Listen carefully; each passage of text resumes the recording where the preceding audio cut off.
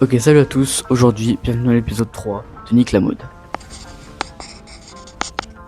Maison 52, c'est avant tout l'histoire d'Amir, le créateur de la marque. Il a commencé très jeune à s'intéresser aux vêtements, au design, à l'image et à l'identité. À l'époque, il ne lançait pas encore une marque au sens propre. Il testait, il apprenait, il faisait des erreurs. Il dessinait et il imaginait des pièces. Il essayait de comprendre comment fonctionnait vraiment le milieu. Il a continué à travailler sur ses idées en parallèle de sa vie normale. Études, travail et responsabilités du quotidien. La marque n'est pas encore visible, mais le projet avançait en coulisses. Il prenait le temps de construire une vision claire sans se précipiter et sans chercher le buzz.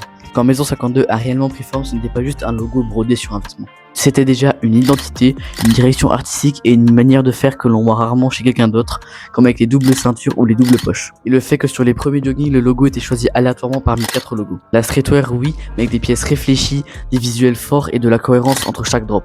Les premiers lancements ont très bien fonctionné. Les pièces se sont vendues rapidement, parfois en quelques minutes, comme avec le tout premier jogging gris, l'emblème de Maison 52. Preuve que les gens ne venaient pas seulement acheter un vêtement, mais soutenir un projet dans lequel ils se reconnaissaient. Dès lors, une communauté unique s'est naturellement créée autour de la marque. Ce qui rend la marque Maison 52 intéressant aujourd'hui, c'est son parcours. Un créateur qui a pris le temps, qui a travaillé longtemps dans l'ombre, et qui commence maintenant à récolter le fruit de cette constance. Ce n'est pas une réussite soudaine, c'est une construction sur le long terme. Et clairement, ce n'est que le début de l'Empire 52. Car selon moi, Maison 52 est une des marques de vêtements avec le plus de potentiel. Par exemple, ils ont créé des chaussures, ce qu'on a très rarement vu chez les marques indépendantes. Amir, le créateur de la marque, a une vision de la mode bien à lui et c'est pour le mieux. Bref, si ça vous a plu, je vous invite à vous abonner. Je vous remercie encore pour tout le soutien que vous m'apportez. Abonnez-vous, commentez, likez, partagez comme d'habitude. Je vous dis à mercredi prochain. Portez-vous bien, bisous.